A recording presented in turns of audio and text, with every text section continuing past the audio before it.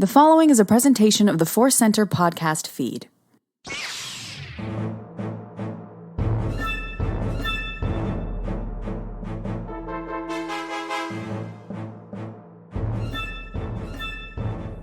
From the center of the galaxy, this is the ForceCenter podcast feed. I'm Ken Napzok. And I'm Joseph Scrimshaw, and I'm excited to talk about news. I'm not excited that Jennifer Landa is still on vacation. Well, I'm excited for Jennifer and bummed for us because we miss Jennifer, but she will be back soon. We do. We know you all do as well, but she's taken a well-deserved vacation. Yeah, we're rooting for her vacation. We're also rooting for her to be back here on our Star Wars news show. Exactly. We can live in both worlds.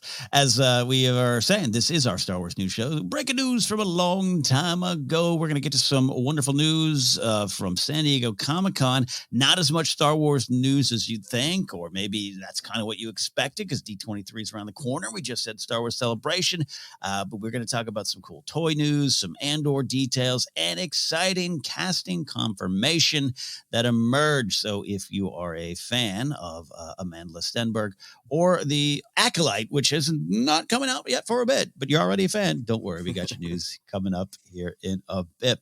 Before we do that, we'll remind you that today's podcast is brought to you by Audible. Get a free audiobook download and a 30-day free trial at audibletrial.com/ForceCenter. Over 180,000 titles to choose from for your iPhone, Android, Kindle, or MP3 player. A little bit later, we'll have our ForceCenter recommends an audiobook we think you should try out on us. Life Adventures, Star Wars Adventures. I was down in San Diego, not exactly attending the convention, but was there performing and drinking and hanging out, having fun. So I'll catch up. I'll catch you all up on some of that stuff. But Joseph, while I was away partying, were you celebrating in your own way at home? It's always a small, quiet party in my home. A little couch con every weekend. No, I can't wait to hear about all the details of your being San Diego Comic-Con adjacent. You could probably see the convention, smell the bay, but didn't actually go in, right? Yeah. I did not cross the train tracks to the convention center this year, which was a weird feeling, but yes. Very, very weird. Yeah, no, I had a lot of great things this week, and I had some difficult things as well. Some life stuff, some career stuff. It's normal for all of us to have the ups and downs, but I had some that just really got under my skin. And they built up, a bunch of little things built up, Yeah. And I think we both tried to be calm and Jedi-like on the podcast because that's what we want to put out in the world. But we always want to be honest that we're human and we get angry. Yeah. And I got real angry. Like, I didn't realize how angry I was. Like, I was like, it's fine. Stuff it down. And no one thing. Yeah, but I got in that, like, cycle of anger where you'd, like, be mulling over things. And then you would, like, kind of yell at your own brain of, like, it's not important. It's not the big picture. Focus on the positive. Focus on the positive, damn it. And then you think about something else for 1 second, and then the things that are making you angry creep back in, right? And I got into one of those cycles, and that was like Friday night. Saturday, I went to sleep, and it was so weird. Like, I slept really deep, maybe better than I have in a long time. And then I woke up at 5 o'clock just with anger. Like, anger was the alarm clock. And it was like, my body's like, time to get up and be angry again. And then the point of all this is that Star Wars swooped in and helped me so much. So it's 5 a.m. and it's just like, I'm not going to fall back asleep. I'm going to get up. I need to try to let this go. And I got up and I made coffee, and I had another book I'm reading. But this new Star Wars book that's coming out, The Princess and the Scoundrel by Beth Revis, had arrived. And I was like, I'll just open it up and look at it. I'm looking forward to reading this one, but I want to finish this other book. My coffee's brewing, and I open it up, and I just start reading the first paragraph, and it was no thoughts of, I got to review this, no thoughts of who's going to think what, blah, blah, blah. It was just the magic of Star Wars grabbed me, like by the chest in my soul. And I sat down and read like the first 100 pages, just straight. Wow. And I think today, as we're releasing this episode, is the embargo. I'm not going to say any spoilers. The spoiler is I am loving this book. It just feels like these characters that we've known and loved for decades speak into me. It was so good. It was so just like I felt like a kid. And I felt like Return of the Jedi was just kept rolling. Yeah. Wow. after the party, and the story continued, and it was such a moment of just pure Star Wars joy that it really helped me recenter and get past the cycle of frustration. So that's kind of a book review, but a very honest life in Star Wars adventure. It really felt like Star Wars was there for me when I needed it, to find that just burst of fun and joy and enthusiasm and curiosity and everything that Star Wars can provide. I love that. I absolutely love that. Yeah, we're going to be taking a look at that book, I suppose, here. And you know, I know that book, when it was announced, there was some pushback on the concepts around it and what it might be related to with the hotel and whatnot. But I have a lot of faith in Beth Revis as a Star Wars writer. So I have it too. I haven't started reading, but I'm going to hopefully follow you down that joyful journey. Yeah, no, and I hope people enjoy it as much as I do. But, you know, I know everybody's different. But yeah, I loved Rebel Rising. I still feel like that book doesn't get quite the amount of love as it deserves. I think Beth Revis is just amazing. And this one really drew me in too. So I think give it a chance is my suggestion. But I want to hear about your non-book reading adventures. Yeah, you know, here was the thing about Comic-Con in terms of Star Wars news. Like I said, we're going to talk about today. You know, I don't think anyone was expecting. There was no Disney Lucasfilm panel. We just had Star Wars Celebration, and we know D23 is coming, and you absolutely got to think they're holding some stuff back for that event. And I think that's the same with Marvel too, despite Hall H being such an important thing historically for Marvel. And that's you know, Marvel Center will cover that wherever Marvel Center is. Great panel, wonderful stuff. But yeah, so I wasn't down there to get any news. Wasn't down there to cover any news. Had the comedy show on Thursday night at the American Comedy Company. Went really well. Got to meet a ForceCenter listener named Aaron. Very love those kind of interactions. He was great. So that's always good. But yeah, no, it was just mostly, you know, getting into parties, which is such a weird thing for a high school nerd or a junior high nerd who never went to parties, never got invites. It's always such a weird battle. Comic-Con, you know, it's all weekend and all the actually weeks lead up to it. It's like, are you on that list? Are you on that list? You on that list? And this year, you know, Joseph, I was on one because our friend of the show, Billy Patterson, graciously put me on the fandom party. I wasn't even going to go because I didn't have a +1, and Grace was with me, and my friend Jen Murrow was with it. She was on the list either. I didn't have a name. My name wasn't on the list for the Nerdist party. I just let it all go. I just said, we're just gonna walk around downtown and see where the Force leads us. And it led us to both parties, and it led us to everyone getting in, and it led us to just having a great time.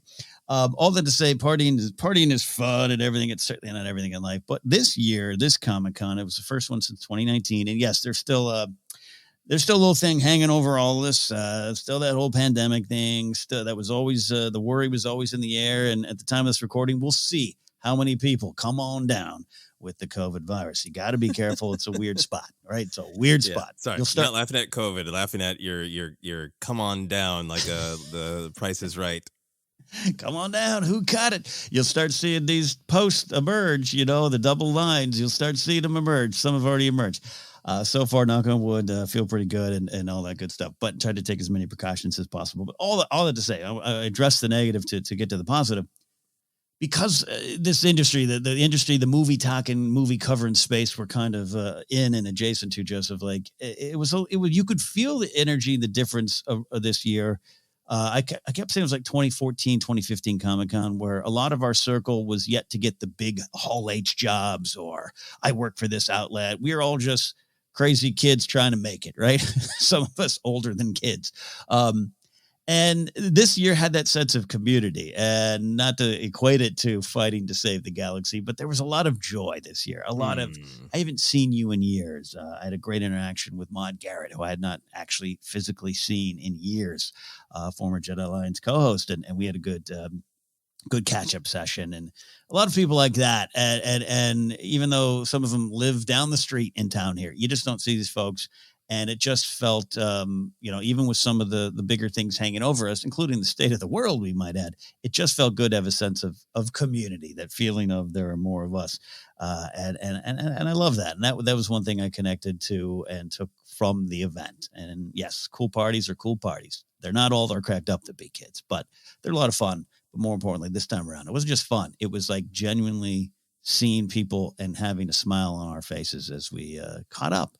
and remembered how we all were years ago before different jobs and things pulled everyone in different directions. So that was the lasting lesson of Comic-Con this year for me, the Star Wars feeling of community.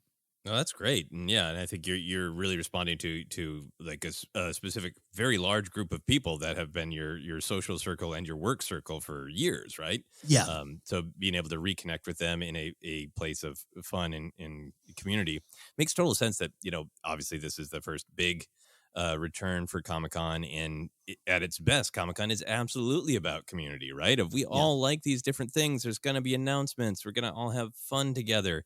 It should be about community, and I think for a lot of people it successfully is. But if you do get trapped in that, like, it's like you collect them all and it's just status. Yeah. To get in the parties. And I've definitely been in some parties where I doesn't feel like anybody's having fun. It just like everybody just wanted to be able to tweet that they were at this party. And then you end up at other parties where it's like, hey, this is a party, where friends talk to one another about things that we like, and then we laugh and have fun in community. Yeah. The reason to have a party, and that is so joyful when you have that true experience of what it should be, of a celebration of community. So I'm really glad that you got to have that energy and that experience. Yeah. Yeah. No, look, this is a longer conversation in a different podcast. It's Philosophy Center.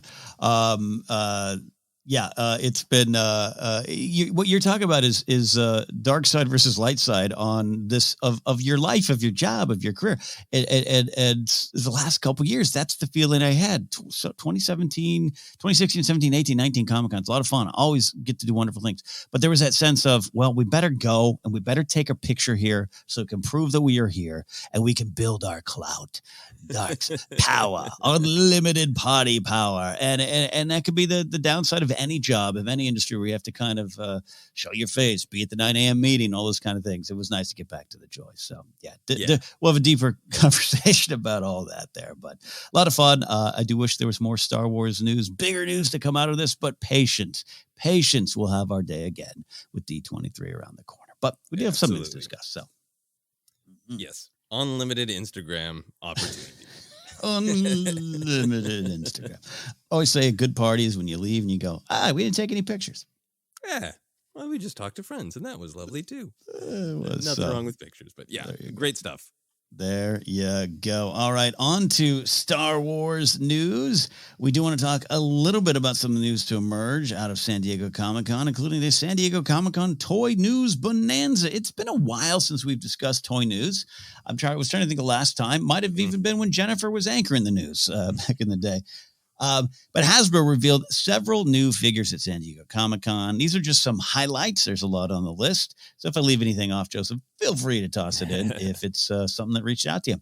We got our first look at a Star Wars Jedi Survivor, in a way, with a new Cal Kestis 6-inch Black Series vintage collection. We also got a KX Series security droid and a B1 battle droid. These look to be from the game forthcoming Jedi Survivor, the Fallen Order sequel. We got a new Grogu in 6-inch scale, which includes space macaroons, little tiny space macaroons. Jedi Luke Skywalker from Mando, but this one's called Luke Skywalker Imperial Light Cruiser. Put a pin in that. I got to get your thoughts on that in a second. A vintage collection, Boba Fett and his Starship playset. Looks great. And the Mandalorian credit collection line, a line of figures, which a lot of great figures like Bo-Katan. We got also in there a Tusken Raider. A lot of that stuff looks great. And a Kenner Retro New Hope collection, which includes old Ben Kenobi and vinyl cape. Joseph, anything there on your purchase list? And what do you think about Luke Skywalker Imperial Light Cruiser? This was an interesting toy drop. They, the way they do it is obviously they try to, create splashes at lots of different events, Hasbro, including their own events, including Comic-Con, on and on the different conventions. So it's always interesting to see kind of like what mix of things do they reveal and kind of leave for the next time. The Cal Kestis is a 6-inch Black Series and then a 3 3/4 vintage. So both from both lines. That is in some ways, I'm probably not running out to buy it personally, just because I'm trying to moderate my collection somewhat. But that was really cool to see. How many times have we seen something from an upcoming a piece of Star Wars storytelling leaked from a Lego description or a Lego photo or maybe an action figure.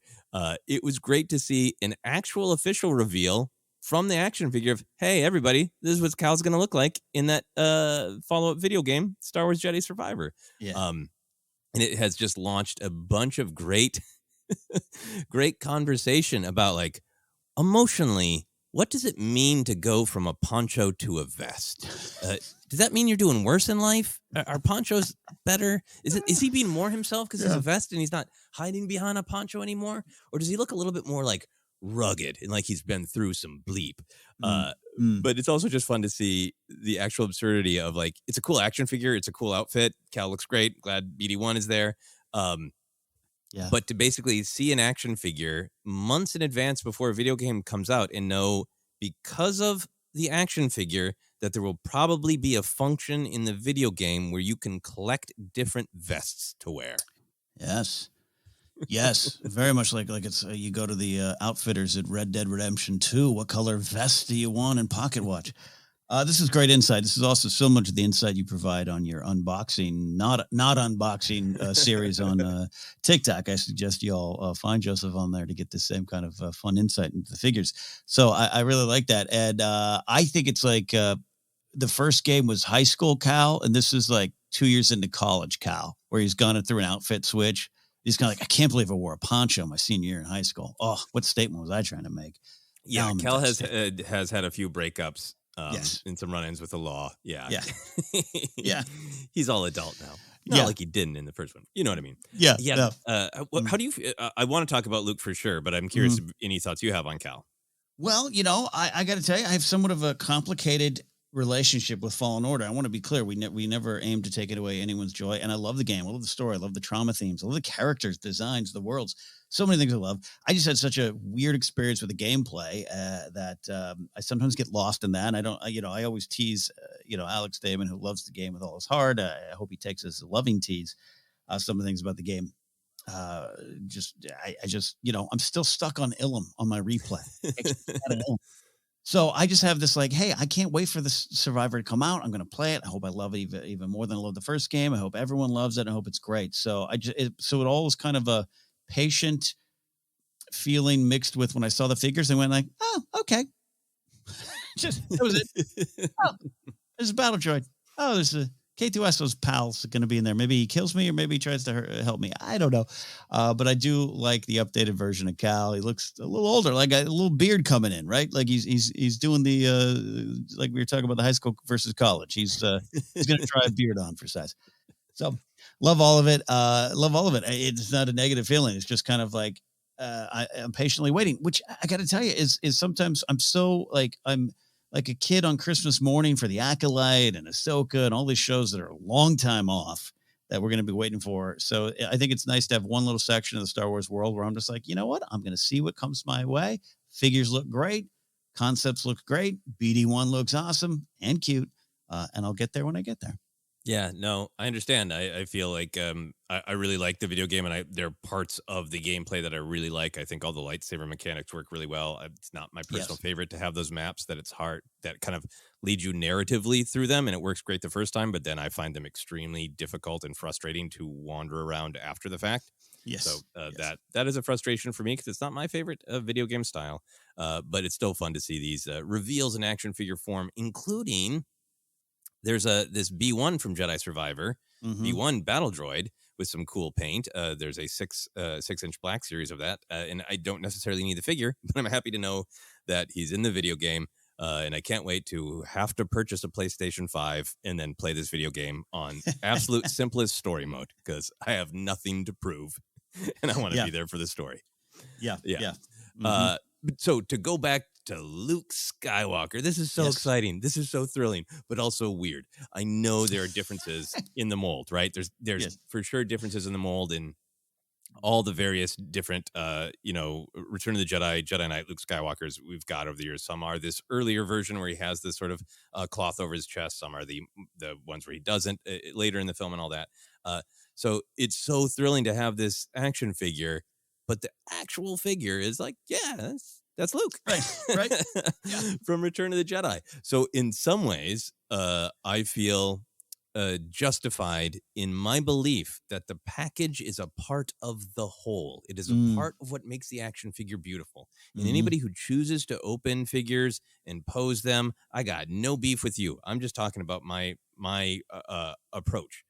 I do open some of my action figures, but one of the main reasons I don't is I love the package art.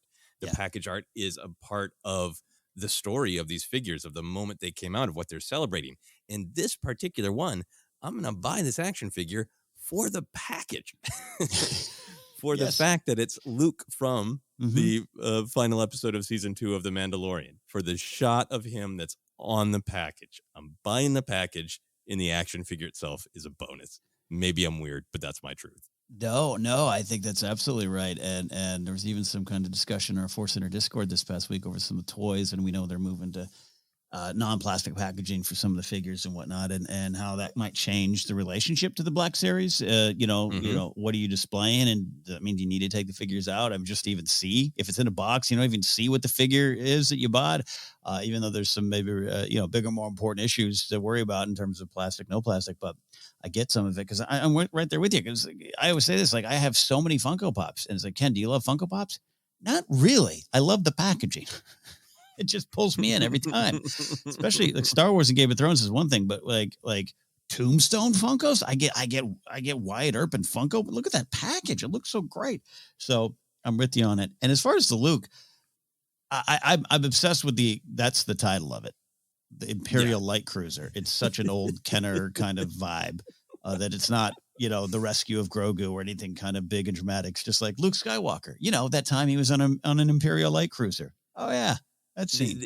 It really cracks me up because, there's usually, this attempt to define what's different about it. And when we were growing up with the original Kenner, it was almost always, their actual outfits, right? With Bespin fatigues, with Luke Skywalker Bespin fatigues, right? And he's not wearing anything drastically different. No. It can't be Luke Skywalker, slightly lighter cloak. So they have to talk about where he's from, right? Yeah. Yeah. It could just be Jedi Master, Grogu rescuing mood. Yeah. Luke Skywalker doesn't care about your battle, just wants the kid scene. Yeah, all these things. But I love it. Dark Trooper Destroyer. Yeah. Yes. Oh my gosh, Dark's Trooper battle. That was something like that because they got the Lego set that I'm contemplating getting. I've kind of slowed my Lego collection too for space reasons, but they have that Lego scene. But yeah, one thing that I definitely want to ask you about because. I know Luke's so big on your list, right? You just being a Luke guy among, Kenobi, quite frankly, it's Star Wars. We're here for all Star Wars characters, but Luke was my guy growing up forever. Yeah. So it means a lot to get new Luke figures to you. I know, but I had the reaction when I saw it. I just kind of went like, again, I guess it's my day to look at figures and go, all right. But really, I was like, oh, cool. Yeah. No, it's Jedi Luke. I get it. I don't know if I'll need that one for my collection. And then I thought, it's like, because my head was like, well, we've already seen that. And then I thought to myself, hey, dummy, you have 19 Darth Vaders and not a lot of changes. You could tell yourself it's the Rogue One version, it's the New Hope version. Sometimes his helmet lens is a slightly different color. His helmet fins are slightly longer. Sometimes he's got the cloth a little bit more. Yep. But here it is. I've even seen some of the Vaders recently, and I'm like, oh yeah, definitely have to get that Vader. It's like, what I'm just collecting the same dude over and over. So Luke, go rescue Grogu, and you deserve a figure for it. Yeah, I'm definitely getting the Vader from the Kenobi series because his little subtitle to differentiate him is Dark Times. So it kind of reads as Darth Vader. Heavy mood today, man. Like Dark Times, Vader. Yeah, I know. Like I just want his head to hang. Yeah, it's a Springsteen song. There were dark times down in the galaxy. It really does look like that. It is his album title, Darth Vader, with his hit album. Dark Times. Come on up for redemption. Dragging my friend through the fire. So I am going to get this, Luke, but my main, true, honest, emotional reaction is I can't wait until a year from now, or however long it takes for them to make Jedi Master Luke Skywalker, Ossus Jedi Temple. I want the Luke from Book of Boba Fett because he actually has a different outfit. Yes. No, he's absolutely. got his relaxing meditation shirt. I want Luke Skywalker with relaxing meditation shirt. Like, this one's great. I'm gonna buy him in the vintage form. But partially to vote for them to make Luke Skywalker with relaxing meditation shirt from Book of Boba Fett. It's like Luke went to visit the Maharishi Mahesh Yogi in the 60s. He went to retreat. He got this nice shirt. He's like, look, this helps me relax. I'm connecting. Love that. No, you're absolutely right. That went through my head. Like, well, that Luke's different. But anyways. Would you like this one more if he came with Grogu? I mean, they're selling so many Grogu figures or deluxe figures that are a cool figure, but also it comes with Grogu. Would that have been Grogu overkill? Or for you, would it have more celebrated the appearance of Luke if you could also have him like cradle Grogu? I think Grogu overkill is an interesting concept because I can understand that if someone says we've reached that point. I'm not there yet personally. Same with Porgs, right? I still think Porg merch is cute. There's a lot less these days, but I still like it. So I that 6-inch scale Blexus Grogu leg with all the other accoutrements there, like I love that. So I think that might be what it's missing for me. Maybe. I think that would make it feel more unique because Luke's outfit isn't that different. I'm sure there are many differences in the mold. If you really dive into the details, I know it is different, but just on a casual look, it is his Return of the Jedi outfit. Maybe it would make me celebrate that moment more. Yeah, and I don't think there's Grogu overkill. It's just obviously money is a reality with the toys, which is why you see lots of efforts to, new troopers with different paints, or even like that whole coin collection is to kind of repackage the action figures with something different. They're trying to make as many products as possible, and just Grogu is a great upsell, right? Instead of just selling an incinerator flame trooper, they sell a deluxe package that comes with a Grogu pushing the flames back, right? There's nothing wrong with it. It's just that they know like a way to help revitalize some things is throw a Grogu on it. That's a great Portlandia sketch. Throw a Grogu on it. I agree with you on it. Yeah, I agree with you. And I we want more Star Wars figures out there. We know the industry's changed, the landscape of collectors and the collecting world has changed. Totally get it. So that's why this news was exciting. That's why I wanted to cover it. It was to get kind of a SDCC figure news dump was actually kind of like old school fun for me. Yeah. Even though some of the figures and I like it, but I got to tell you the one and go with it, go wherever you want to go in the conversation too, Joseph, after this, but the Kenner Retro New Hope collection, that one, I don't know. I might have some shelf space I need to clear for that one. I just really love that one. I love that vibe. Attaches totally to my nostalgia. Of course. That's the point. But it's really great. So like I physically picked up the first version of this because I did the boxed version of this with the the first half of the original Kenner line. And then this box is the follow-up, the second half. Right. And I'm deeply tempted by both of them. They had a bunch at Disneyland when we were all there for Star Wars Celebration, and I picked it up 3 times. I was like, no, right. So that one is really, really tempting. I like the Grogu. I like the hubris of him floating in the middle of that massive package for a 6-inch figure, coming with some of the things that he's come with before, but now with cookies in the Mythosaur necklace. Like, I might spend whatever obscene amount of money just for the cookies. I might. Yeah. I think it's fair. And then eventually we're going to get teenage looking Grogu, right? I know they're going to age him up eventually. It's going to be a little shocking. It's going to be like a sitcom where the kids come back all grown up, but that's going to be a new round of Grogu merch. We'll see if it sells as much. Yeah, absolutely. Final one for me that I wanted to mention, because I think I might pick up. They've done the weird holiday figures before for like the December Happy Times holidays. These new Halloween ones, they're bonkers, right? I don't know if there's the one I want is there's a clone trooper that barely even looks like a clone trooper because the trooper has like a skeleton painted over their armor. So I'm like, a quick glance, you wouldn't even necessarily see the clone armor. So that by itself is pretty great, pretty weird. But it comes with, as we were talking about, a little Porg. But the Porg has yellow possessed eyes. Right. Yes. And I need that. I need that in my life. Yeah, I don't generally go for these, the holiday theme ones. But yeah, and I'm Halloween's lower on my list of holidays in my own life. But the Skeleton Trooper like almost looked legit. I was like, "Was this from a video game too? Which one's this one?" Yeah, these are just the sort of the bonkers ones too. That like 10 years from now, people will have forgot that these were made, and collectors will be like, "Remember when they made this?" And people are like, "What? Why?" Yeah, yeah. So very excited about that one. Very exciting indeed. So more figures to emerge. I like all the Boba Fett ones. There's a lot of cool things. Axe Wove's getting a character. It's fun, and it's still, even though I don't collect actively as much anymore, it's just I like when characters get their due, and you get to see someone else, an actor getting excited over their face in plastic for eternity. It's a fun thing, and it's always tied to the center of our Star Wars love: merchandise, toys, collecting, and showing the world what we love. We'll keep updated if there's any new big figures we want to talk about.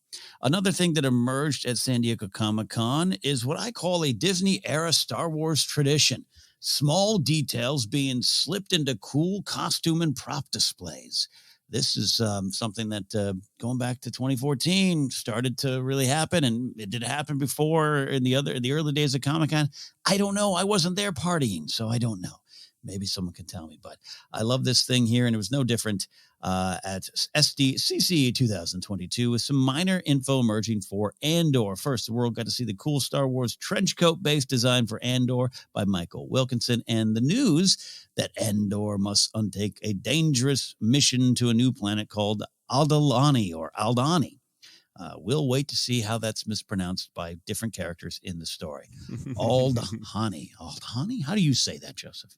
Let's see. Let me, Aldhani? Aldhani. I added an A up top, which I do often. Aldhani. This is part of his joining the growing rebellion. So let's just go there. How does that sound to us? Ooh, I really liked this information, and I agree with you. I love this tradition. I will never forget. I think it was the Star Wars Celebration of 2015, just looking at some displays and learning it was the First Order, not the Empire, the First Order. And it was just little there on a plaque. Amazing. So I love these little details coming out like this. I think that happened with Rogue One as well. There's some details about like Krennic that was on his costume. And two tubes. Two tubes? Yep. Yeah. Mm-hmm. Yeah. Huge, major stuff. But I love the excitement that there's been over the weekend just about his cool new jacket. Mm-hmm. Yeah. If you ask Star Wars fans, do you think Andor's going to have a cool new jacket? Everybody probably would have said, well, yeah. But it was nice to have it confirmed, since cool jackets are a huge part of the Star Wars tradition. But this text that was with the costume, I'm really excited about. I think because it sounds so proactive. I was excited to have the news come out that this is going to be at least partially a story of Andor being reluctant to join, being in a little bit of a cynical or nihilistic headspace, and then really coming to believe in the rebellion. I like that idea, but the risk of that idea is you spend a lot of time with a character who is unwilling to take action. So this text sort of assured me, don't worry. It's not going to be, 6 episodes out of 12 of Cassian Andor refusing the call, but that he's going to get in there, right? And actually take an action, be on a mission.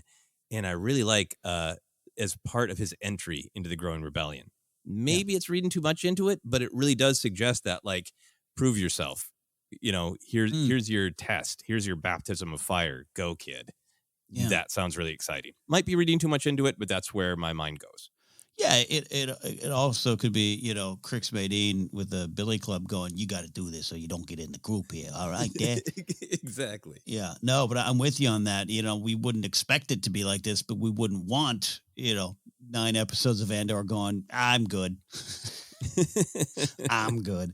We need to move it forward, and I agree with that. And that must, that's a heavy word, right? That reason could be so many different things. We know his family's tied to some of this. We know this community that he's emerging from and going to a planet to help, or all those kind of things. It's just so Star Wars. We just thought Kenobi need to leave and all those kind of things, but it is about what you're talking about, action. and the purpose for the action. And it's just exciting. I don't know. There's something, it was such a small detail. Obviously didn't get a chance to see it in person because I did not cross those train tracks to the convention hall, but I don't know. It made me laugh because it is a Star Wars tradition going back to even Kira's speeder instead of Rey's speeder. One of the early cons there. And it's just fun. And I love that they do that. And it got me hyped for the series, but that's not all, Joseph. So any final thoughts on that coat or the information? Coat's great. And I can't wait to see that coat go on a mission. That's a great coat. Next, one of Mon Mothma's ensembles was on display in a confirmation that she will be navigating the dangerous political shadows on Coruscant while building the rebellion. Now, I like this one. No, again, I wouldn't call this a surprise, but just this we are spending some time on Coruscant. We're spending some time in these so-called political shadows. And she's doing what we all want her to do and know she is doing, building the rebellion. It's something that just was I'll call it confirmation, joyful confirmation of what we're going to get with Mon Mothma. So I loved it there. What do you think? Yeah, I'm super excited about some of the confirmation in that text. I really like the outfit. I like that it is of, Mon Mothma's general style, but it looks a little bit more elaborate, a little bit more fancy, a long sleeve and either short sleeve or no sleeve. A little conflict and duality right there in the dress, but cool style. So the actual gown is great, but it's just really great to see this hardcore on the text confirmation about the kind of storytelling that Mon Mothma will be involved in, that sort of the political intrigue, in the really dangerous political intrigue. I keep getting excited about the idea of a scene at a party, right? And if she's seen talking to the wrong person, if somebody sees her pick up the wrong data pad, eat, the wrong hors d'oeuvre that is secretly a part of a code, that people could die. That kind of political intrigue tension, I'm really excited about for the storytelling. And with the confirmation of Coruscant, I guess another confirmation, because I feel like we see it in the trailer that we've seen. My mind is really going to what characters we might see. Obviously, I think there's going to be plenty of new characters in the political spectrum on Coruscant that there's no reason for us to have met before. But I am also really interested, not in the who do I want to cameo, who could cameo, but more that given what we know of the era, who kind of should be there, right? Yeah, right. I'm thinking, your Masamita, your Sly Moore, your Bail Organa, who I know has been heavily referenced, but Palpatine himself, even if it's just a speech from afar, a hologram, whatever. Dare we dream of Orn Frita? Going back to the political realm of Coruscant, I do want to see some of those people. Not, you know what I mean? Not because it's like a cameo or a checkbox, but because it's the shared universe. They would be there. Yeah, no. Look, I get some of the discussions and discourse around the cameo word, and sometimes, quite frankly, I find it nauseating and with bad faith. And other times, I think it's valuable to measure what's the value of these characters showing on up. You've listed off a long list of wonderful names. I'm predicting right here, right now, that episode 2 is about Representative Binks stepping down from his position. I think we need to see that there. But no, absolutely. We joke about our own little fun references, the Maydines and the Dodanas of the world, but Rykant, any of those characters would be there in some fashion, whether they're, opposing Mothma, whether they're colleagues in the Senate, or those in her own kind of shadows as she tries to build this rebellion. I think it's going to be a fun bingo game of who shows up, because they would be there. Yeah, no, I mean, I love your great Jar Jar point. We've talked a lot about how Rogue One is the more grounded, gritty side of Star Wars, and it looks like Andor is going to continue that tradition. So can you imagine if there's some very tense, very real political scene in the Senate, and then just in the background you hear a big whoops and Jar Jar just totally falls out of his Senate? Look, spinner. Look, we love Jar Jar. We love it, and I think everyone knows we love it. So this is not done with any kind of cynicism. I would love it. I would also love the idea of Tony, of them going to Tony Gilroy and going, all right, cool. would you want to include Jar Jar in your story? And him going, yes, absolutely. Or him going, what's a Jar Jar? Just like, huh? But if I was in charge, if I had a day to be in charge of Star Wars Disney, this would be the type of story I would want Jar Jar to make a return in, because it would be played seriously, and maybe people look at him in a different light. I don't know. Yeah. I don't know. Yeah. Rio Chuchi, that's another deep cut That's a good one. from the political realm, from the Clone Wars. I think what I'm really interested in these characters is like you said, with the whole discussion over characters coming back, there can be that discussion of, oh, well, Luke Skywalker had to come back because they really want to up the ratings, right? That kind of thing. Yeah.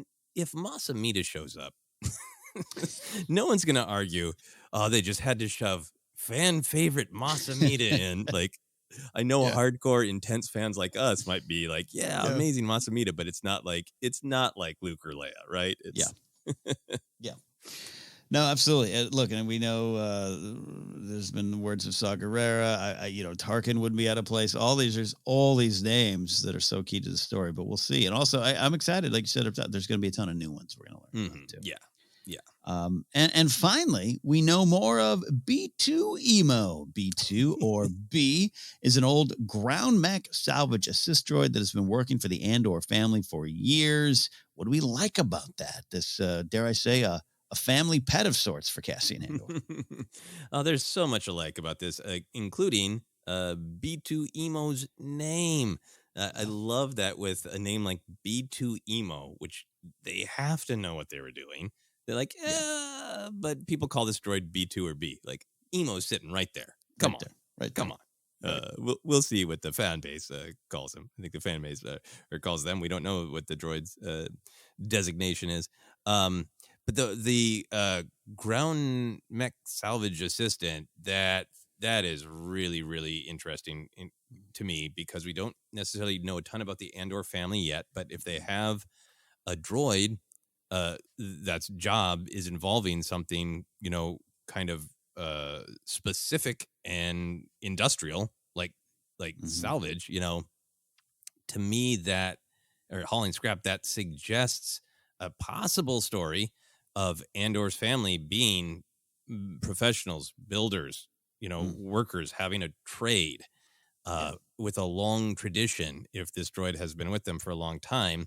And since we know Andor's life and family is disrupted by the Empire, I'm just really excited about the possibility of that storytelling. I feel like we got hints of it with Han's dad on Corellia, with the Empire coming in and kind of taking over these proud jobs, these long-standing family traditions, and, giving people no pay and pushing them out and taking over.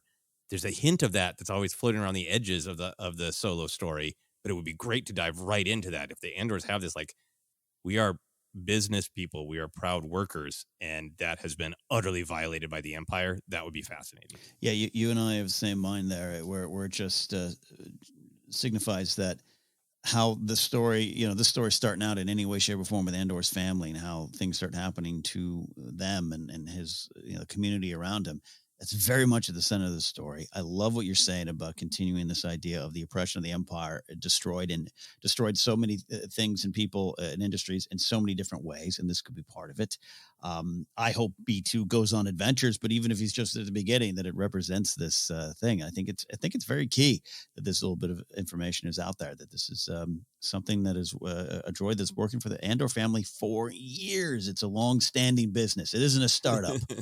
It's been going on, and it's key to his family, and probably key to him moving forward with that big must to go off-world or go somewhere else. So I love that. I love that.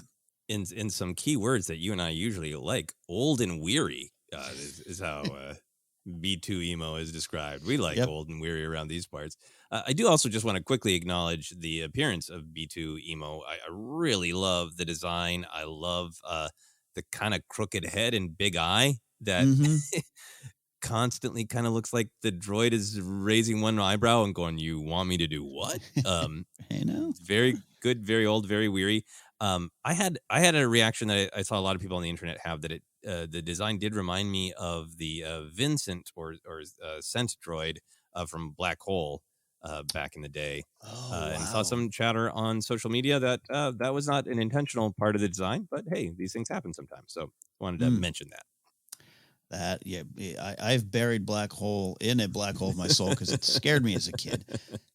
That makes sense. I also love that now we have, one of the things I think, and I might have even said it doing the initial trailer kind of not reaction, but breakdown around here where we saw that droid and I thought it might have been a tank of some sort. Is that some cool transport tank? Oh, no, it's a little like knee-high droid. Fascinating stuff there. Final thoughts on this. Do we like this Star Wars tradition here? The details are often found hidden in plain sight on the placards in front of con displays. Is that a fun Easter egg hunt in real life? A hidden Mickey of Star Wars information, if you will? Yeah, I love it. I really, really do, because it's always like this where it's like, it's not like a huge revelation. It's almost more just like a little flavor that confirms something. Like that First Order thing was, that was kind of big. I mean, we knew that there were baddies who had either, the Empire resurgent or emulated the Empire. So that was, not huge, but also huge. And these are just great because they're just kind of flavor that spins the interpretation in a certain direction. So I love it. Yeah, I'm with you on that. And I'm gonna I know in the second half of the show, we're going to talk about other ways in which Star Wars news comes out that sometimes makes me, I don't know, slightly frustrated. This is not one of them. This is fun. It's little bits of information, and it's exciting. And I think because the designs of Star Wars, you and I had such fun at that Mando kind of museum level display at Star Wars Celebration. There's so much to be taken out of them. There's so much, the skill that goes into these costume designs and all this stuff. It's fun for them to get their day in the sun. So if that includes a little bonus information, I'm cool with that as well. Yeah, all right. I think sorry. Final thing you reminded me of like, I think part of it is, we get press releases, we get other things that we're going to talk about. Sometimes we just get a sudden tweet, and I think there is something about this that does feel like kids whispering to each other on the playground because they read something on the back of a trading card. There's something that feels a little pre-internet about it. Obviously, it spreads on the internet, but I think that's part of the reason that I like it too. I'm with you on that. It's an old school feel in a way. I'm there for that. Cool indeed. And that jacket, speaking of cool, is really cool for you, Andor. I wonder if B2 Emo has a little jacket he wears as well. It's cold. We're going to take a quick break. On the other side, we got some Acolyte news to talk about. But before we do, we're going to have a ForceCenter recommends an audiobook we think you should try out on us. Joseph, what do we have today? We are still recommending Shadow of the Sith. I feel like we've been kind of moving on quick from sometimes we cover a book and then we stop recommending it. But that's it's a big one, literally, physically. And it is also a big one story-wise. And we had a lot of fun discussing it. So if you have not caught up and you're the audiobook kind, we strongly encourage you checking out Shadow of the Sith by Adam Christopher. To do so, all you have to do is download your free audiobook today by going to audibletrial.com/ForceCenter. Again, that's audibletrial.com/ForceCenter for your free audiobook. All right, quick break. On the other side, we have Acolyte news and this day in Star Wars history. Stick around to ForceCenter.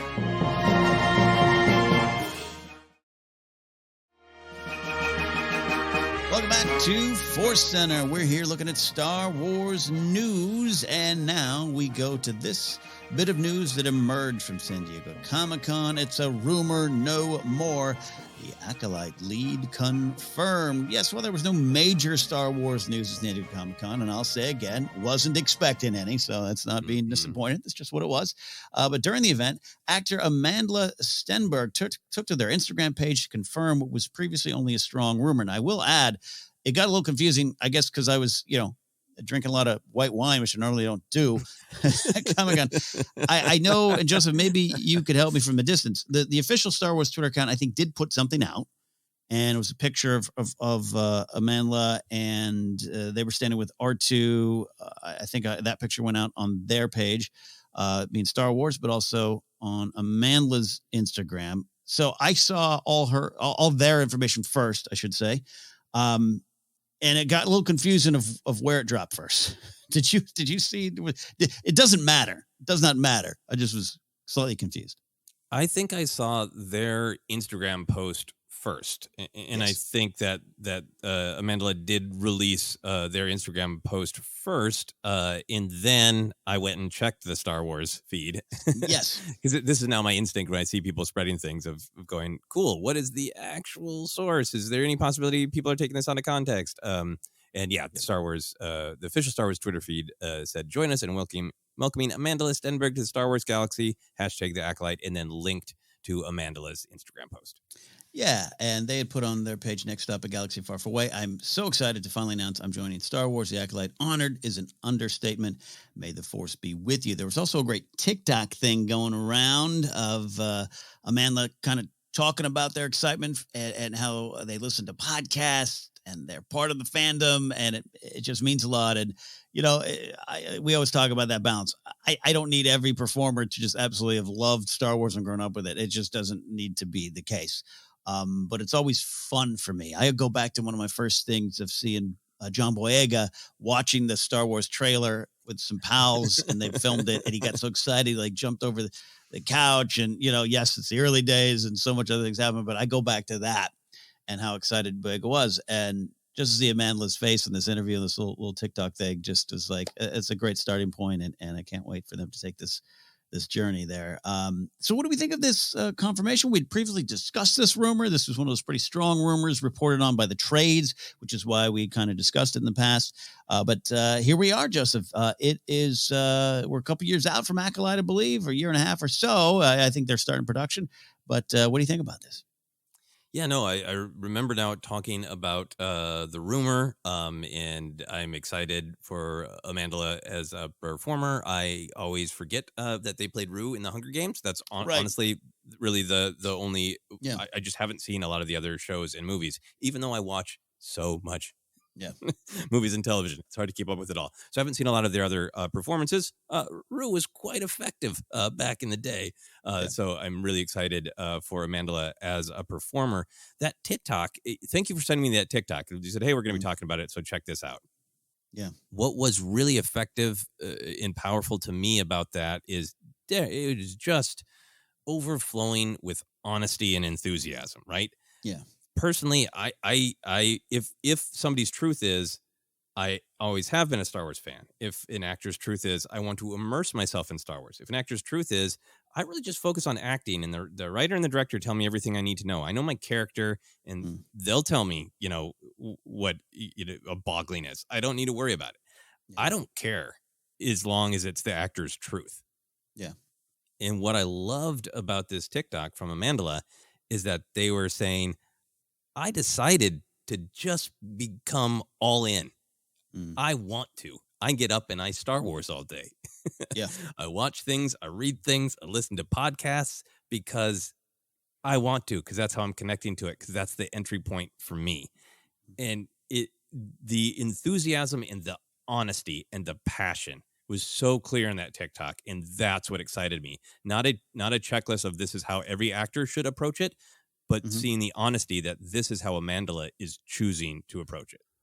Yeah, and it syncs up really nice energy-wise to Leslie Headland, who we've been fans around these parts for a bit now. Just anytime Leslie talks about Star Wars, I just get nerd chills. I just think she speaks the same language as a lot of us fans. But on the flip side is we make jokes about Tony Gilroy, who probably is like, I don't know, I've seen like 2 Star Wars movies. I don't know. Let me make this one. You know, that's a total joke, but like it both work, right? Both work. And I agree with your statement of, hey, the truth, everything. It's powerful. I go to Game of Thrones a lot. I'm such a Stephen Delane fan. Stannis Baratheon, he didn't know. he would turn to Liam Cunningham as Davos and be like, no, what does this all mean? You know, it's just the way it was. So but Amandla's what she's talking about, what they're talking about, excuse me, apologize, in that TikTok, it just syncs up really nicely to what I think the energy is going to be into the show, especially because it's such a potentially dark themed show. You're going to need some of we're going to find the light in it and find the character's place in this time period and all the stuff that Leslie Headland's been talking about. I don't know. There's something about that joy that I'm just pulled in by. Yeah. Absolutely. I think that's a really, really good point. That it's very clear that this dark side show is being made with love. Mm-hmm. And that's another thing I liked about the specific announcement. That there is some fun with the idea that the Acolyte is a dark side show. I love that Amandla is all in red and black. Yeah. With the old school looking Darth Maul art, posing with R2, but also lots of shots with Vader. It really is like, yeah, we're having fun with the dark side. Yeah, and look, we're a ways away. This we know, so I don't think we want to do the over speculating route. We've heard a lot of great things from Leslie Headland about going to the Phantom Menace and building back to that, and how do we get to this position, and how are the Sith allowed to rise, and all that kind of stuff. I know a lot of folks are already putting pretty specific expectations out there, including what characters they would want to show up. And with Leslie saying, yeah, I read a lot of EU stuff. I'm familiar with a lot of it. That can create some wonderful, passionate expectations. So we're not here to stoke those flames quite yet. There will be a time where we will start running down a list, just like we were with Andor, of what characters might show up. Any thoughts now of what Amandla might bring to the show with their resume and who they are as a person? Is that factored? Any thoughts yet, Joseph, about your expectation for the show? I think because I'm not as familiar with their more recent work, I don't feel like I know, like, is there a type that Amandla often gets cast as? And Right, even if right. that happens, you can change it, right? But I mean, that happens with lots of actors. If Kyle MacLachlan was showing up, I would have some ideas of the kind of character he might play, but he's an actor and he could play anything. So there's that. I think it's more just the impact of seeing this performer who is young and enthusiastic, right? And already on their journey, but still, on the younger side of a journey in real life, in the scope of a career that might last decades. And then knowing the show is called The Acolyte, which to me speaks of somebody who at a relatively young age wants to be of the dark side. Yes. That's really interesting to me, of not meeting somebody who is, like, I don't know. It's not Dooku later in life. It's not crusty old Palpatine. It's not necessarily Anakin's story. So I'm really interested to see, like, well, what is the Acolyte? Is that someone coming from a culture like the Night Sisters, where the dark side is a part of your journey? And then I think where all the speculation comes from is the idea of the Acolyte. Is this somebody who's like, I have become aware that the Sith still exist, and I want to be the protege. I'm vying for it. And that's where the speculation comes into me, is like, if that's true, then which Sith are around at this time, Yeah, and which Sith do they know about, everything? Yeah, I'm excited to what you're talking about. Again, we're so far out from it. I totally get that. But yeah, of a character going on some sort of just a journey where they have a strong sense of their identity and who they are and who they want to be. Absolutely think a performer like Amandla can bring that to the table. I'm excited for that. And yeah, you're right. I haven't seen Dear Evan Hansen. I apologize, but I definitely cried at Rue's death in the Hunger Games, on screen and in book. So we know they're going to be a performer that brings the weight to the moment. But I think you're right, because it is the Acolyte. What choices are made to get to that point are intriguing to me. Yeah. Yeah. A different approach to the idea of the dark side. Yeah.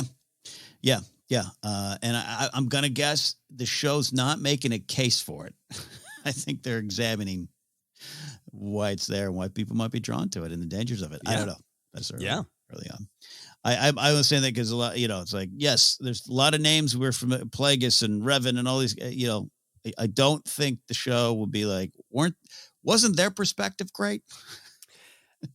There's that. And I also just think it's totally understandable, since it's been mentioned that it's kind of at the end of this specific era, the High Republic. It could potentially involve Sith. I understand why people are floating towards what character do I already know might pop up, but I do think that Lucasfilm are playing very fair with us. It's called The Acolyte. Amandla Stenberg is playing the main character.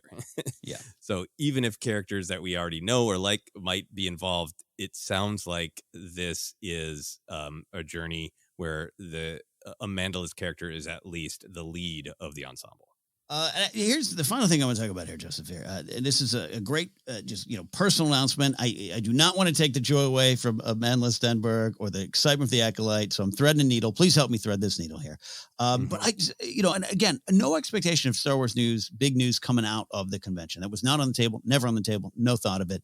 And there was this thing that, hey, the Star Wars kind of like official Twitter folks saw Amandla was there. And I even saw a DJ at a couple parties. Didn't get a chance to say hi, but they were all there. So it was like, all right, Amandla's here. Let's go ahead and make this official because they've all been sitting on this for a while. But a lot of Star Wars news comes out this way. Instagram posts, Favreau, Ron Howard, the number one source for solo news for a while. Backdoor announcements, unofficially unofficial. And I any way that we get the news is fine for me. But in this era of rumors, I wanted to kick back to you this idea of how you feeling about that. What's good or fun about it? Because I think there's a lot of joy and natural kind of excitement to come out of things like this, like Amandla's post. And maybe is anything not working for you on this kind of style? Yeah, I think the main thing that I always lead with is, boy, do I love clarity. We end up in rumors and, things picked up in headlines and said is truth. So the number one thing I want out of news is clarity. And I feel like in this example, I got it that the official Star Wars accounts had Amandla requested, approved, whatever it was, that Amandla's Instagram post was the announcement, and then immediately supported it, right? So then, so I get what I want, which is clarity about casting in any news. I want to hear it from Star Wars, from Lucasfilm, from Disney, because that's when it's real to me.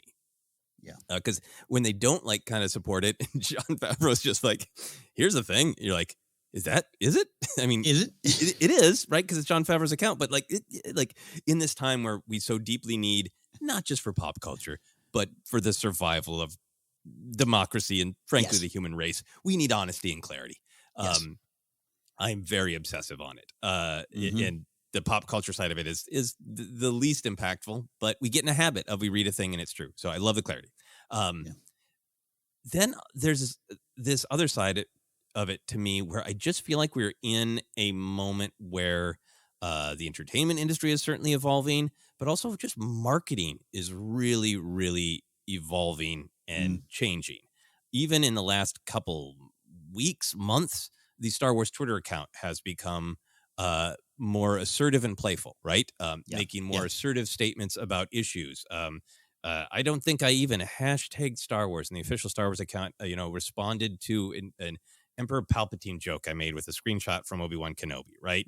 And you see the Star Wars Twitter account doing that a bunch right now, really, really embracing social media and kind of the ways of social media and engaging with people where they're at.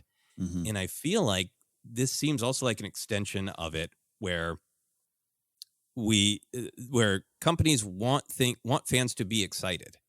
And a part of the way that shows in movies are being sold right now is with the weight of the fans of the performers. It's always hard to sell things in Hollywood. Hollywood really wants big name people attached so they can bring their fan base. And I think especially as we're getting more and more into the era of younger performers who have built up a following on social media, a relationship with fans on social media, it in some ways seems like a kind of more organic way to make the announcement rather than here's our fussy press release to Variety. Let the person say it in the way they kind of want to say it with their attitude and their energy. And I think in an instance like this, it's one thing for Ron Howard or Jon Favreau, who are kind of an older generation. They have a lot of followers. But for Amandla Stenberg to put this out, this is an announcement to Star Wars fans, but it's also an announcement to Amandla Stenberg's 2.3 million fans on Instagram who now feel like they are a part of Amandla's journey and might give the show a chance, even if they're not familiar with Star Wars yet. So I just kind of feel like it's part of a push to put a little bit of the voice of promotion in the public faces and therefore get the fans of writers, creators, performers a little bit more excited and draw some new eyes in. I love that, and I got to be honest, a little Star Wars canceling just happened right here. I think with you and your words there. It's a ForceCenter well said indeed. I am from an older generation, and so I sometimes want the old, Dateline Coruscant. Star Wars is announced. I think because though I do want clarity, I at times almost demand it nowadays because, like you said, it's so easy to just take things and run. It's also to consider the sources and how the sources are getting the information. Sometimes I just don't approve of, and that's for me to make a sweeping judgment on them, I guess, and not to engage with some of the stories that are out there and some of the websites and stuff putting them out there. So sometimes I think to combat that, I just would like to see a little bit more official. StarWars.com, we always say, hey, here's the source. We used to joke back in the days, if Andy and Anthony are saying it, it's happening. Now it's Kristen Baver, and it's happening. I'm there for that. But I also very much understand and agree with what you're saying here. And this is why, again, I was trying to thread a needle. No joy. I didn't want any joy to be taken away from Amandla Stenberg because it was a great post. And I think you're right. It's very organic, and that is a way. I think whatever way can get Star Wars in front of rumor cycles and potential dangerous news cycles. I think before the TikTok came, and I want to shout out some of our ForceCenter listeners. It might be our wonderful standby Mark Knope who shared it in the Discord section of Star Wars News. I think that's where I got it. Before that, I was a little worried that if they clearly got permission to put that out there, right? You're not going to do that. Right. But if they had just posted that and now a performer is left a cast adrift in a social media world that's can sometimes be harmful, I had that gut reaction of just get out in front of it all. But I think that then that TikTok comes out of, hey, they knew I was here. We decided to do this together. That makes a lot of sense. And then combined with what you're doing. Yeah, it is just a new way to look at it. And I want to make sure I'm pushing myself towards understanding the new ways. So anyways, all that to say, yeah. I really appreciate what you're saying. I actually get it a little bit more than me just going, don't let Ron Howard tweet out. Don't let Favreau. Because remember the day Favreau put that description out, there was absolute confusion. Yeah, John Favreau, not you combined Dave and John. It was very nice. Dave Favreau. They will become one eventually. They are one. John Favreau. That's hilarious. There was confusion that day. That was still at the Jedi Council days, and it was like we were like, okay, what is this? Like, it's clearly official-ish. So yeah. And I think I have some stain from that. Well, I totally understand because I feel like this is the good version of the actor, writer, director is making the announcement, and then immediately supported by the official account. This one works really well for me because this is Amandla announcing the beginning of a journey. And it's an announcement for Star Wars fans, but it's also an announcement for their fans from Amandla's perspective. Yeah. But I am also a little wounded because compare that to is Hayden Christensen in the Ahsoka show or not, right? Right. That got reported as rumor. In that kind of rumor that all of the caveats disappear and it just gets spread around the internet. Everybody knows Hayden's in Ahsoka, right? Mm-hmm. And then we get that incident where Rosario Dawson thinks it's confirmed and tweets it out, and then is an article in Vanity Fair saying I got yelled at. Yeah. That whole thing, not pointing any fingers or blaming Rosario Dawson or criticizing her at all, even, but that I think is what both you and I are thinking about. Yes. Of that's confusing and messy. And Hayden's probably in Ahsoka. That's probably a safe bet. But it is not officially announced, and there's mounds of confusion about it. Yeah. And we're just yelling at the clouds for clarity. That's all that is to say is I get why you are kind of hesitant about these kind of announcements. But I think this is the solid version of it because it's supported. Yeah, no, I very much agree with that, and the joy emanating from Amandla's post was completely catchy. Clearly, I love that. So yeah, no, absolutely right. Yeah, we are just yelling at clouds with onions tied to our belts, which was the style at the time. But we do want to create, and I want to make clear too, the Star Wars social team's been on fire lately. I think they're doing some great stuff. They're getting, they are ahead of some of the things. They are kind of confronting things as best they can. And this is a little slightly different. Social is definitely tied into marketing. There are no interns running the Twitter pages. That's an insult. Do not go down that path, folks. Teams with a lot of thought that goes into it. The marketing is bigger and tied into Disney. This I know. But yeah, I think that was my gut reaction. I saw this, was like, great post. Oh, but what does this mean?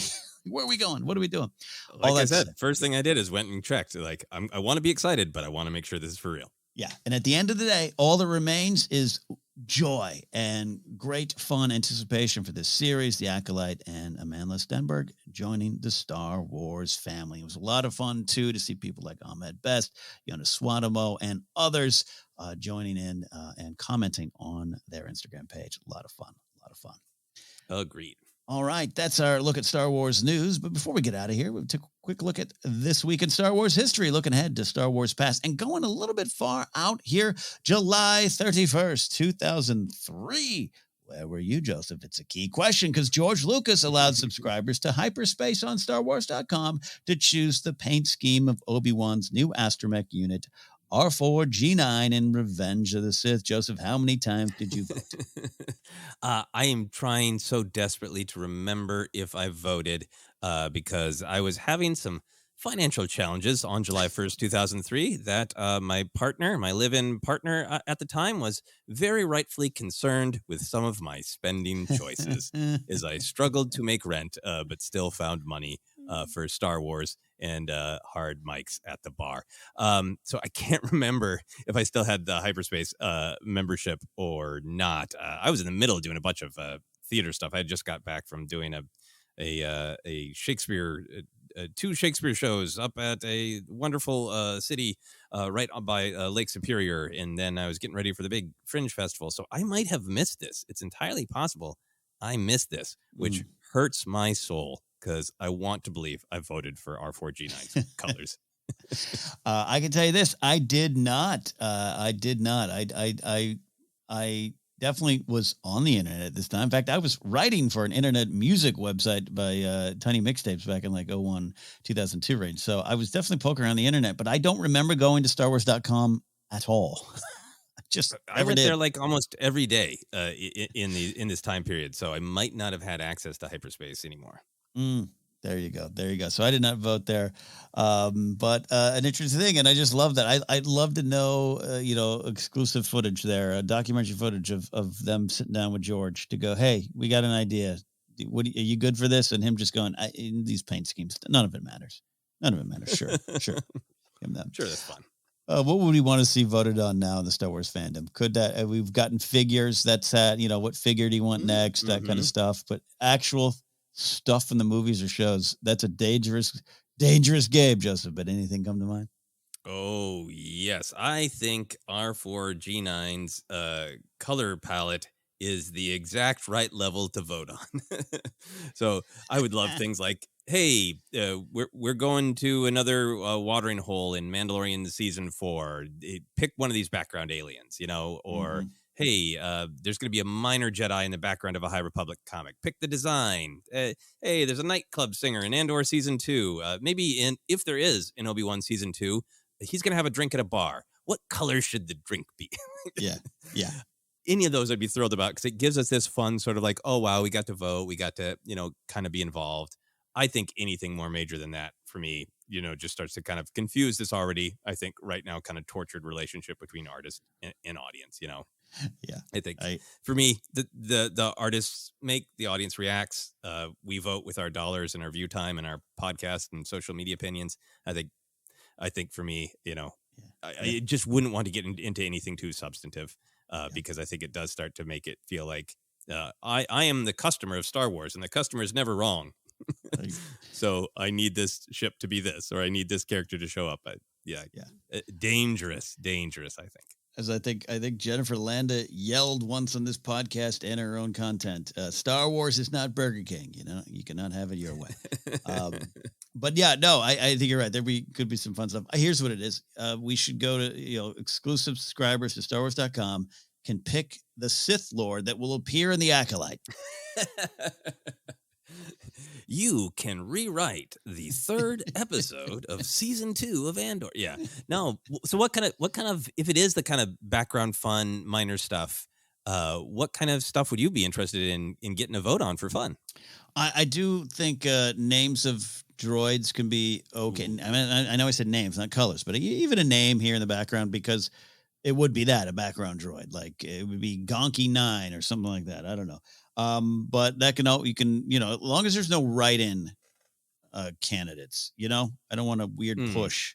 We've seen before, and even just wasn't there some ship that got a very inappropriate name in someone's Navy or so? I can't remember. It was someone out there remember what I'm talking about. So yeah, here's a list of 4 choices. It's an R4G10, R4G8, G9. What will it be? Or I like a name of a drink or something like that. Like, what is Obi-Wan? Oh yeah, drinking? Yeah.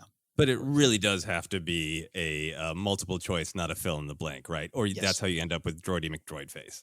Thank you. You remember, right? Bodie McBoatface. Yes. Bodie It is a lesson that everyone should always remember of what happens when you ask the internet.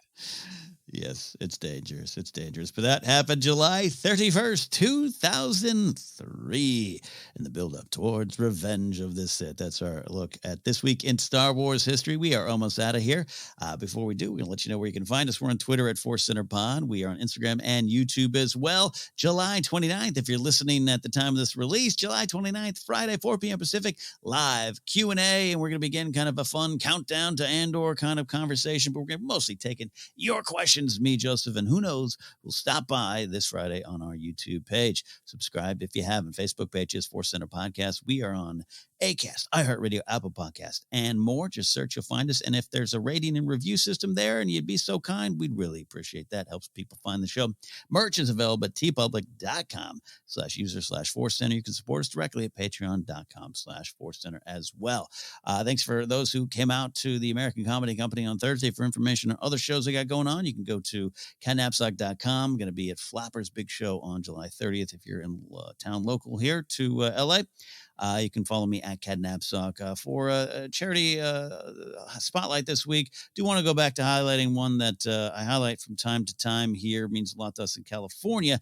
The CalFireFoundation.org. The California Fire Foundation is an organization that provides emotional and financial assistance to families of fallen firefighters in the communities they protect. There's a big fire, I think they're calling it the Oak Tree Fire, right up now in Mariposa, which is just outside one of my favorite places in the world, Yosemite. And it is, at the time of this recording, uncontrolled. It's something we deal with a lot now. So that's why I support this organization, which does what it can to, like I said, provide emotional and financial assistance, not just the firefighters, but the communities they protect that take the brunt of nature's wrath here. Joseph, where can they find you, and what's on your mind? Yeah, you can find me on Twitter, Instagram, TikTok is at Joseph Scrimshaw. More unboxing videos coming up of my action figures. You can also go to my website, josephscrimshaw.com, for all of my other comedy adventures, including a live show coming up at the Great Convention in Minneapolis in August. That convention is called Convergence. If you're attending or you want to attend, there are links on there to my entire schedule at the convention, including my new stand-up show that I am working away on. I also want to continue to promote Vote Forward. It is a service that allows you to write letters to voters, encouraging them to use their power and vote. I think that it is easy to decide that voting, it doesn't make that big of a difference, but it really does, especially if you're looking all the way down the ballot at all the different things to vote for, all the different things that are at stake. I think it is great to use your power. So that's what I do. I write those letters, trying to convince people to use their power. If you are interested, you can check out the website at votefwd.org. Thank you, my friend. Thank you. Good stuff as always. Well, that is it, my friend. So for all the dark side users about to appear in the Acolyte, for Joseph, I'm Ken, and for Jennifer out on vacation, we'll see you next time. This was ForceCenter.